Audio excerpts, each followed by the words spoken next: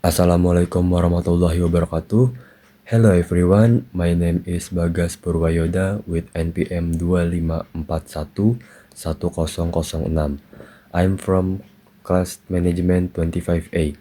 Today I will doing a presentation about kebijakan dan persepsi ekonomi. Ekonomi merupakan fondasi dari seluruh aktivitas sosial dan politik suatu negara. Melalui kebijakan ekonomi, pemerintah berusaha mengarahkan perkembangan perekonomian agar sejalan dengan tujuan nasional, seperti pertumbuhan ekonomi yang tinggi, stabilitas harga, dan pemerataan pendapatan.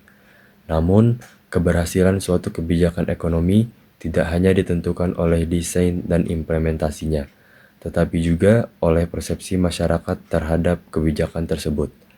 Persepsi publik dapat memperkuat atau menggagalkan efektivitas kebijakan ekonomi. Misalnya, ketika pemerintah menaikkan harga BBM untuk mengurangi beban APBN, masyarakat yang mempersepsikannya negatif akan menurunkan konsumsi, yang pada akhirnya justru memperlambat pertumbuhan ekonomi. Dengan demikian, kebijakan dan persepsi ekonomi saling mempengaruhi dalam menciptakan dinamika ekonomi nasional. Yang selanjutnya adalah pengertian dasar. Yang pertama, kebijakan ekonomi. Kebijakan ekonomi adalah rangkaian tindakan yang dirancang oleh pemerintah untuk mengelola dan mempengaruhi kegiatan ekonomi di suatu negara. Tujuan utamanya mencakup meningkatkan pertumbuhan ekonomi, menjaga stabilitas harga dengan cara mengendalikan inflasi, lalu mengurangi pengangguran, mendorong pemerataan pendapatan, serta menjaga keseimbangan neraca pembayaran. Kebijakan ekonomi biasanya dibagi menjadi 3 kategori utama, yaitu fiskal, moneter, dan kebijakan sektor real, yaitu perdagangan dan industri. Selanjutnya, yang kedua, persepsi ekonomi. Persepsi ekonomi adalah pandangan, keyakinan, dan ekspektasi masyarakat terhadap kondisi dan arah ekonomi, termasuk efektivitas kebijakan yang dijalankan pemerintah. Persepsi ini tidak selalu rasional, seringkali dipengaruhi oleh pemberitaan oleh media, opini tokoh publik, dan pengalaman individu. Misalnya, meskipun data menunjukkan pertumbuhan ekonomi positif, masyarakat dapat merasa ekonomi sulit jika harga kebutuhan pokok meningkat atau lapangan kerja terbatas. Yang ketiga, jenis-jenis kebijakan ekonomi. Jenis yang pertama ada kebijakan fiskal. Kebijakan fiskal berhubungan dengan bagaimana pemerintah mengelola pendapatan, terutama dari pajak dan pengeluaran negara. Tujuannya mengatur permintaan agregat untuk menjaga stabilitas ekonomi. Instrumen utama yang pertama, pajak. Meningkatkan atau menurunkan pajak untuk mengendalikan konsumsi dan investasi. Lalu yang kedua, belanja pemerintah. Menambah pengeluaran negara untuk menciptakan lapangan kerja dan mendukung sektor tertentu. Contohnya, pada masa pandemi COVID-19, pemerintah Indonesia meluncurkan program pemulihan ekonomi nasional dengan alokasi ratusan triliun rupiah untuk subsidi UMKM, bantuan sosial, dan kesehatan. Lalu yang kedua ada kebijakan moneter. Kebijakan ini dijalankan oleh Bank Indonesia sebagai otoritas moneter untuk menjaga kestabilan nilai rupiah. Tujuannya untuk menjaga inflasi, mendorong investasi, dan mengatur likuiditas uang beredar. Instrumen utamanya adalah yang pertama, suku bunga atau cuan.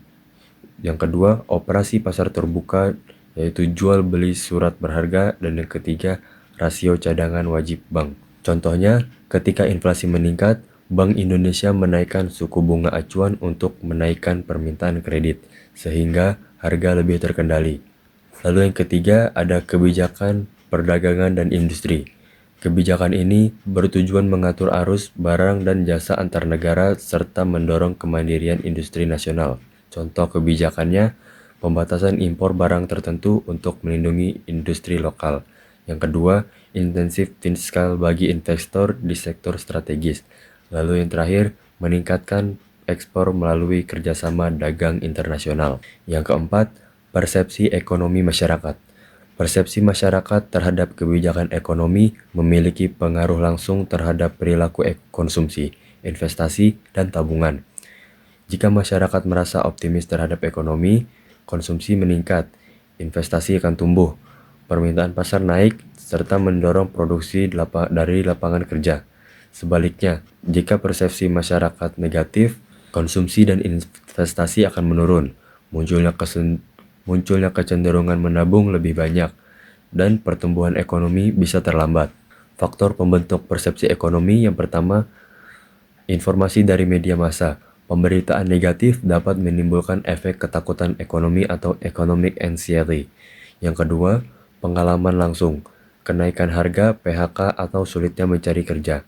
Yang ketiga, kebijakan dari pemerintah.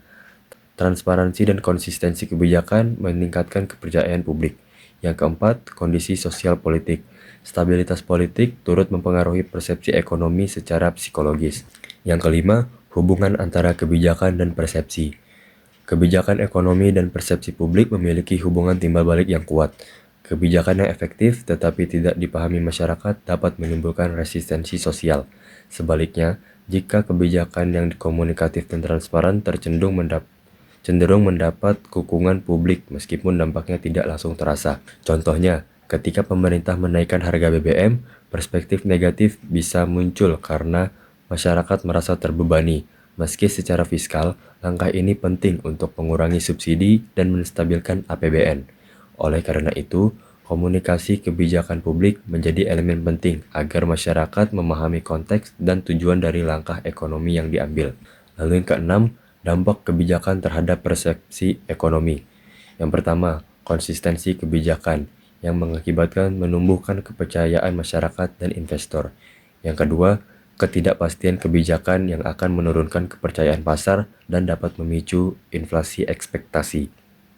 Yang ketiga, keterlibatan publik, yaitu partisipasi masyarakat dalam proses ekonomi memperkuat legitimasi kebijakan.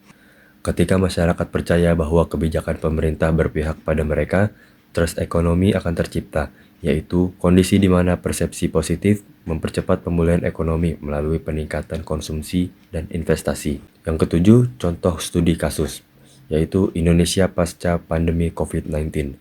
Kebijakannya program pemulihan ekonomi nasional yang dilakukan oleh negara. Fokusnya adalah menjaga daya beli masyarakat, menjaga stabilitas keuangan, dan mendukung sektor UMKM. Persepsi publik, yaitu berdasarkan survei BPS tahun 2022, mayoritas masyarakat menilai kebijakan ini membantu meringankan dampak ekonomi pandemi. Hasilnya, pertumbuhan ekonomi naik dari minus 2,07% pada tahun 2020 meningkat menjadi 5,3% di tahun 2022. Artinya, tingkat kepercayaan konsumen meningkat signifikan. Kebijakan yang jelas arah dan manfaatnya mampu membentuk persepsi positif dan mempercepat pemulihan ekonomi nasional. Kesimpulannya, kebijakan ekonomi adalah alat strategis pemerintah untuk mengatur arah pembangunan ekonomi. Persepsi ekonomi adalah reaksi psikologis dan sosial masyarakat terhadap kebijakan dan kondisi ekonomi. Keduanya saling mempengaruhi. Kebijakan yang efektif perlu persepsi positif agar berdampak maksimal. Keduanya saling mempengaruhi. Kebijakan yang efektif perlu persepsi positif agar berdampak maksimal. Pemerintah perlu memastikan transparansi, konsistensi, komunikasi publik yang baik dalam setiap kebijakan ekonomi yang diambil. Ekonomi tidak hanya soal angka, tetapi juga tentang kepercayaan. Masyarakat tentunya memiliki persepsi yang berbeda-beda tentang kebijakan ekonomi pemerintah. Persepsi masyarakat tentang kebijakan ekonomi dapat dipengaruhi oleh beberapa faktor seperti pengalaman pribadi, pendidikan, dan informasi. Persepsi masyarakat tentang kebijakan ekonomi dapat mempengaruhi keputusan ekonomi mereka, seperti investasi dan konsumsi. Kebijakan ekonomi yang efektif dapat meningkatkan kepercayaan masyarakat dan mempengaruhi persepsi positif tentang perekonomian. Kebijakan ekonomi dan persepsi masyarakat saling mempengaruhi dan dapat berdampak pada stabilitas dan pertumbuhan ekonomi. Maybe just it all from me. I apologize if I have a mistake in my presentation. Thank you for your attention. Wassalamualaikum warahmatullahi wabarakatuh.